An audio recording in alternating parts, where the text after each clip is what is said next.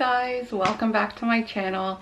So today I'm going to be doing another pregnancy vlog, this time 25 weeks. I'm currently 25 weeks and three days pregnant. So by the way, what do you think of my plant? I'm just trying to play with like backgrounds and stuff. Today is obviously like a green vibe, or like I'm in the jungle or something. But I don't know, I thought it looked cute. Okay, so 25 weeks. So things I've been feeling, symptoms going back from, let's say 22 in my last video till now. I've actually been feeling really pretty good. Definitely still queasy sometimes, a bit nauseous in the morning, and then again sometimes late at night, nauseous again, but nothing compared to before. So I'm just really grateful. And it's so funny, I was saying to my husband how in that first trimester you're like, never again will I put myself through this, like it's horrible, I'll never do it again. And then you get to the part where you feel good and you think, maybe. You never know. I mean, I think three is nice, but I mean, you can see how women just keep doing it, because you really do forget. You forget how miserable that time is, and it's like just interesting how quickly you can adjust to different phases. Like as soon as you feel better, you forget what it felt like to feel that bad. And in the moment you're thinking, oh, I would do anything to feel good. And then when you feel good, you sort of take it for granted. But anyway, if you see me look down at my phone, that's because I've got a couple notes that I've been keeping track of. So the really big thing that's been happening, and it's in part to do with where I am here in Queensland, it's winter. And I'll say winter, not like Toronto -20 winter. It is, it gets, how cold does it get? So like the highs are probably 19 and they get down to like 5 or 6 in the evening. But the difference is we don't have central heating, so it really does, like when it's cold, it really does feel cold. And the big difference is the humidity. So normally it's quite humid here, and in the winter you kind of lose the humidity in the air, so that changes things a lot. I naturally have pretty dry skin, and I naturally have issues with like hay fever and like congestion. So I've been feeling that a lot. So what I've written down here was just really dry, irritated skin all the time. And I've even been getting razor burn, which I've heard in other pregnancy vlogs is quite a common thing. It never really affected me that I can think of, but now it's like I shave, and I'm one of those people that shave my legs every day because I get really itchy if I don't. So I'll shave my legs and then they'll hurt, or my armpits will like burn. So I've never experienced that before. And just my skin in general is so itchy. My belly's itchy, my back's itchy, everything's itchy. And then to go along with that, with the dryness, I've had like pregnancy congestion, which I've had in all of my pregnancies. So I just get really like sniffly and sometimes itchy in the back of my throat or itchy in my ears. But I use a, I should have shown you, but I use just like a saline nasal spray that does help a lot. And then also to go along with the dryness, chapped lips, like unbelievably chapped lips. Like I will put on lip balm all day long, which I always do. I'm like a Burt's Bees advocate. I use Burt's Bees all the time. And it's like, I just can't get enough. I put it on and 2 minutes later my lips are chapped again. So I've been doing a whole bunch of different things. Some of those I'll show you later when I talk about products. So that's what's been going on. And then I've also just been feeling generally more uncomfortable, I would say, like heavier in my body. I've been having a lot of, oh, what do you call it? The round ligament pain, which I always thought was more common at the beginning, but I've been having it now where like my lower stomach just feels like a stretching. And sometimes when I roll out of bed or roll a certain way in bed, I'll just get this really sharp uncomfortable pain. And then also like soreness in my legs. Like my legs just feel like they can't keep me up, and like my groin area hurts. And then also waking up in the night with like really bad Charlie horses. I know there's like a proper name for that when it comes to pregnancy, but it's, you know, that feeling where you need to get your feet out of bed and put them flat on the floor. And sometimes, I think my mom taught me when I was young to put them on a cold surface. So sometimes I'll like walk into the bathroom where there's tile and put my feet flat on the floor, and that helps. But then they're so bad then that for the rest of the day my calf muscles ache. So I don't know if anyone else has had that. So that's kind of it in terms of symptoms, and also normal pregnancy symptoms. I'm thirsty all the time.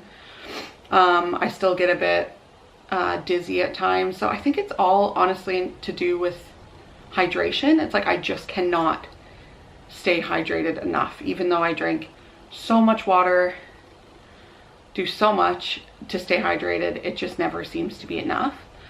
So I don't know, maybe I need more like salt in my diet or something. I'm not sure. So anyway, I would say that's it in terms of symptoms. I'm so happy that I'm feeling better. I'm really, really happy. If you're in the throes of that beginning, just, there's nothing I can say. It's so miserable. There's nothing I can say except just, it will not last forever. So just take each day at a time. Make your goal to be to get to that night. You know, like just get through each day. Don't set too many things for yourself. Like, it's hard. Don't feel guilty about it. It's really hard.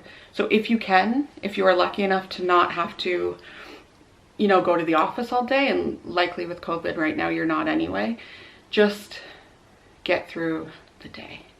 That's all you need to do. So there's nothing new in terms of doctor's appointments or anything like that. I did want to tell you guys, I just was having a really long chat with my girlfriends who all live in Toronto, Canada, where I'm from.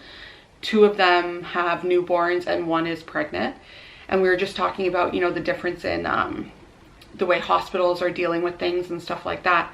So I thought to mention to you, here in Australia, one of the things, the only thing really that I've found out will be kind of different is one of the midwives told me that kids are not allowed to visit the hospital, to visit the maternity ward. So at first I was like, oh my gosh, that is sad. Like, it's such a moment when your kids come to the hospital and meet the baby.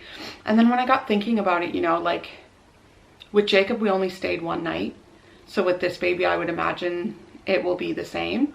And it's a lot for them. Like, they come and then they have to leave, and it's a lot for me. I remember Ellie coming, and I was so excited for her to come and see Jacob, and she came and she was really good, but sort of uninterested. And then she left really nicely with all the grandparents, and then when she left, I just felt sad. Like, you know, you're in such a kind of fragile state at that moment. And you'll know what I mean if you have more than 1 kid, but the adjustment, you're already so worried about the kid that's at home and making sure that they're okay and that they know that you love them and all that stuff. So I think having them come and then go might even make it harder.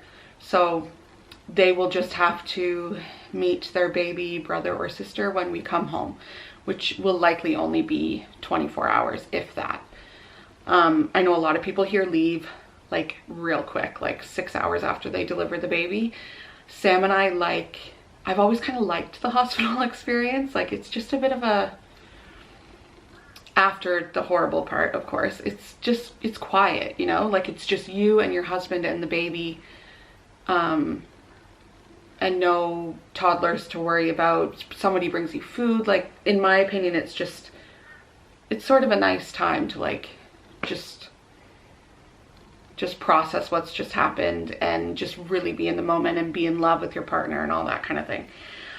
So we will likely stay a night. So I guess what I'll talk about now, oh, I should show you, look at Jake, he's sleeping on the monitor. You sweet boy. You can hear him snoring. Aww. He's gone down to 1 nap a day, so that's a bit tricky. Okay, so I wanted to talk about a couple of products. A lot of the pregnancy vlogs I really enjoy watching talk about products, like things they've discovered that help with pregnancy, or even just general things that they like and want to talk about. Usually those things are probably sponsored. For me, they're not, because I'm not like at that point. Maybe one day, but who knows. So a lot of these, 3 of these are to do with the dryness and the hydration and wintertime and stuff like that. So my number one thing is a Yeti. You need a Yeti. Everybody needs a Yeti. They're so good. And I know in the States and in maybe in Canada too, I don't know, but Yetis are like a status symbol to have, like a Yeti esky or a cooler or these cups. And I used to think they were like all hype, you know, like I didn't think they were that exciting. But I got one when the last time we were in Canada. I got one at Bass Pro Shop, and like they are life-changing. They will keep your drink cold forever, like never not cold. So they're great. I have water in it right now, and then I have this little, like this you buy separately with the straw. So good. It's so good. I want to get another one because I use it every day, and then when I go to wash it, I'm like, oh, I want my Yeti. So I think I'm gonna buy them for people at Christmas because I just think they're so good. So you can, my Australian viewers might not know, but you can get them here. So there's a, you can buy them direct from yeti.com.au, or a lot of the different outdoor or like camping stores carry them. And they're not like other cups, like insulated cups. They're just unbelievable. Yeah, so that's one thing. So I have that with me at all times, always water, everywhere I go, always. Another thing to do, I mentioned my lips.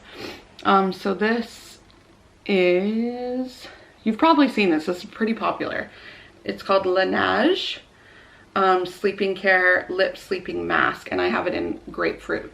So this is from Sephora. I believe I got it from Sephora. And it's just like a super hydrating lip balm. So the idea is that you put it on when you're in bed. So I keep it beside my bed. You can use it all day long if you want. It's not like weird to use it all day. But it's just really like, I love getting in bed and just like coating my lips. So I've been using that. I've also been using like old school just Vaseline, because that's how dry I am. I'm just like, ooh, with the Vaseline, and it's so good. But this is nice. It's kind of expensive, I mean, in terms of a lip balm, but if you shop at Sephora anyway, you're used to that. And then another thing, this is like a big one, but this little guy is called the Breville, what is it called? Mist humidifier. Anyway, I'll link it below. But it is a humidifier, and it's just like a really nice one. Like, it doesn't look really ugly.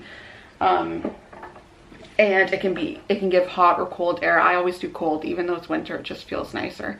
But I find that's been helping a lot. So if I run that through the night, I find I don't wake up as dry. Sometimes I literally wake up and I have, like, it's really gross, but I have like blood in my teeth because my mouth is so, it's that dry.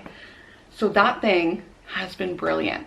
I went to look for it. You can get it anywhere, like Amazon or any like department store, but I went and looked at it at the Good Guys, and it was $150 maybe, and I went to buy it, but they didn't have it in stock. And then when I got home, I thought, I'll just look on Facebook Marketplace and see, and I found it, and I got it for 50 bucks. I was stoked. I love when that happens, and it's really good. I really like it. I would definitely recommend it, or just a humidifier in general is the idea.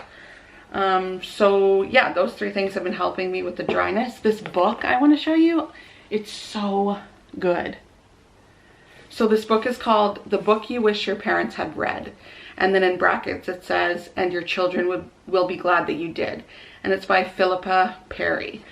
The author is a psychologist from the UK, and it's just like a really good, I love reading like parenting stuff and how to be a good mom, and I just find it so interesting. So this book is specifically about well, not specifically, but a lot of it is about how your childhood and the ways your parents parented you affect the way you parent. And like some of that might be good and some of that might be bad. So you might do things opposite to your parents, sort of in, what's the word? Yeah, sort of, I don't know how to explain it, but it's just really, really interesting. There's some really interesting things. Like every night when I would read it in the morning, I'd feel the need to tell Sam like what I read and what tips I sort of got from it. One thing I'll say with Ellie, so Ellie is 3.5 and she is, the way school just described it to me, and I think it's a really nice way to put it, she has big emotional responses. So I don't like to tell her that she's silly. I don't like to tell her that she's dramatic, because I know I've had people tell me that, and it's just not, it's not a nice feeling. There's nothing wrong with having big emotional responses. So I don't like to put that like negative spin on it. And what this book tells you is if you tell your child that they are silly for feeling the way that they feel, they will be less likely to be able to express themselves as adults and less confident in their own feelings, if that makes sense.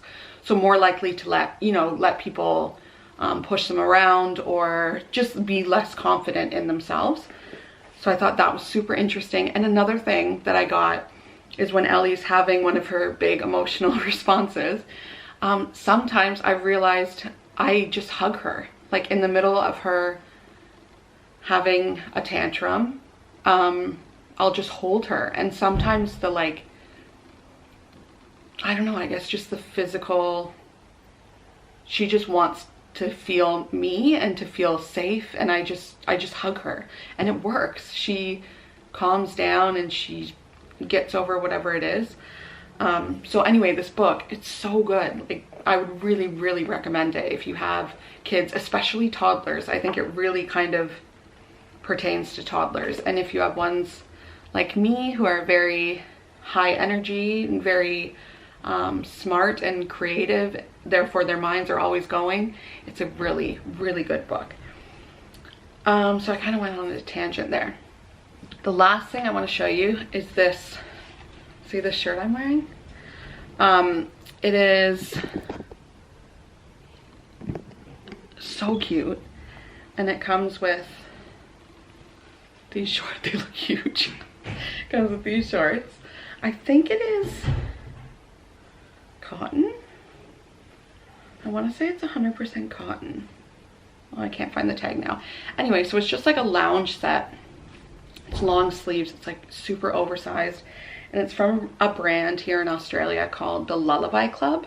I think they're actually even Brisbane based. And you'll see them all over Instagram. But they're so nice. The feeling of this is everything. Like, I really, really love it. And in my opinion, I'm really into loungewear. You can wear this out and I think you look put together. It might be very specifically Gold Coast put together, but I don't know. I love it.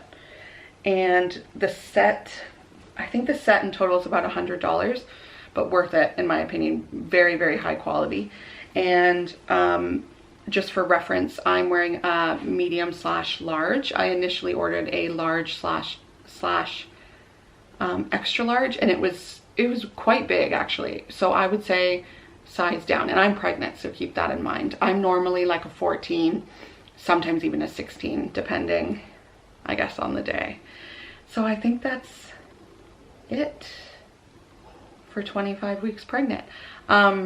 This is really fun. I'm gonna keep doing this. I think my last video, for whatever reason, was the first time I did like a vlog instead of a sit down video, and it hasn't gotten many views compared to the other two. So I don't know if maybe people like the sit down style better, or if it's maybe most of those first videos were my friends and now they're like, okay, I can't watch all your videos, like I'll support you at the beginning.